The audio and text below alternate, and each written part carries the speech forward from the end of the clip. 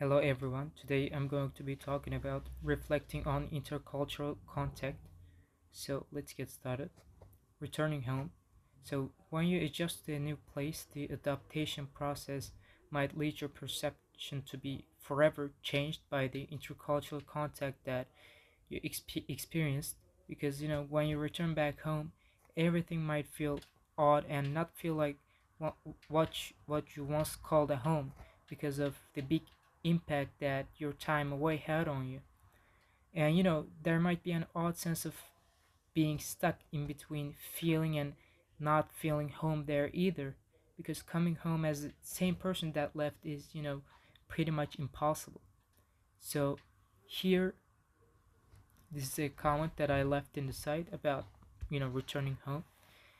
This is my own personal experience, by the way. I've experienced this odd feeling of in-betweenness.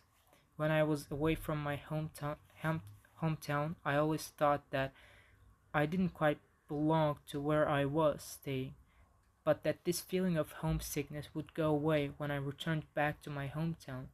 But it couldn't be further from the truth, because when I returned, I couldn't feel like I belonged there either. So this is what we call reverse culture shock. After we actually adapt to a certain place, and after we come back home, we experience the reverse culture shock, because the things don't really go the way that we expect them to go. So here, these people actually talk about what they went through after they returned home from Morocco.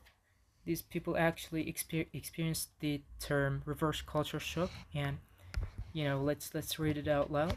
Gabby describes how she felt sad on her return and how she missed things from her time in Morocco. She explains that she found it pretty hard to settle back into the life that she used to have, because, like I said, you become a completely different person, after you adapt to a certain place.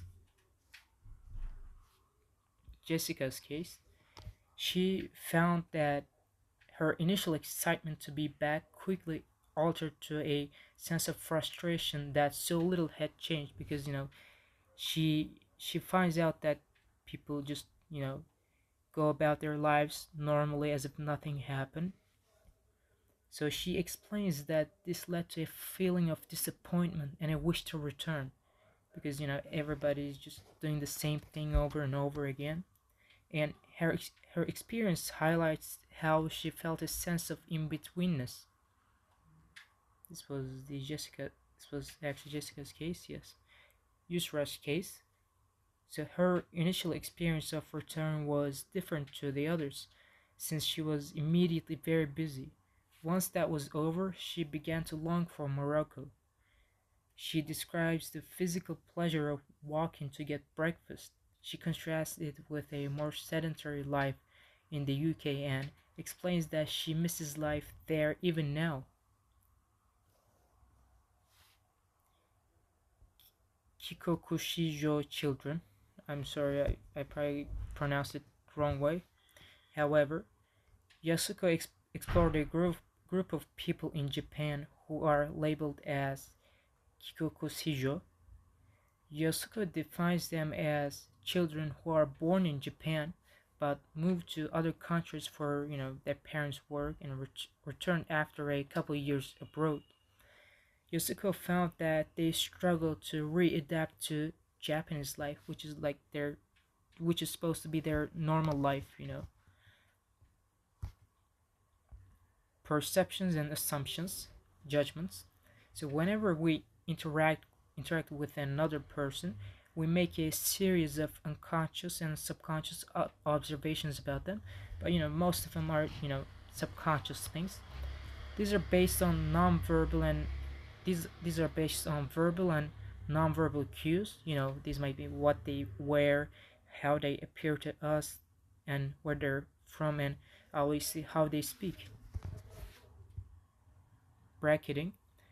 It's actually a way of looking at and monitoring our thought processes by putting preconceptions and assumptions to one side, because like I said, when we meet somebody for the first time, Like first impressions are pretty much always important, and they leave a an impression on us. And you know, these can be, like I said, what they how they talk about some certain things, or what they wear, or even their accents.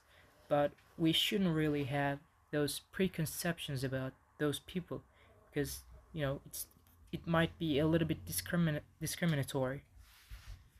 So connections and divisions.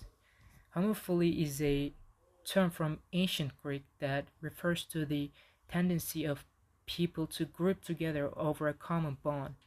You know, there are many common bonds that can encourage homophily. These can include sharing a favorite sports team, political views, national identity, and religion. And when you think about it, people are actually hardwired to, to bond, because, you know, humans are social creatures, so they like to stay in a group, or they like to fit into a particular category. Divisions. Defined membership can also lead to divisions. One of the more problematic categories for othering is nationality. This leads to racial discriminations. Not all the time, but most of the time, yes. This actually leads to racial discriminations and discriminatory behaviors. Ethnography. Ethnography can be defined as the systematic study of groups of people. Researchers embed themselves within the societies that they hope to study. By doing so, it gives them access to rich sources of information. Here, the beginnings of ethnography. Ethnography has its roots in anthropology, especially through the work of 20th century anthropologist Malinowski. One of his earliest ethnographic accounts was the study of the coloring in the Trobriand Islands. It highlighted social practices of reciprocity and exchange, as you can see here. Thank you so much for listening to my presentation.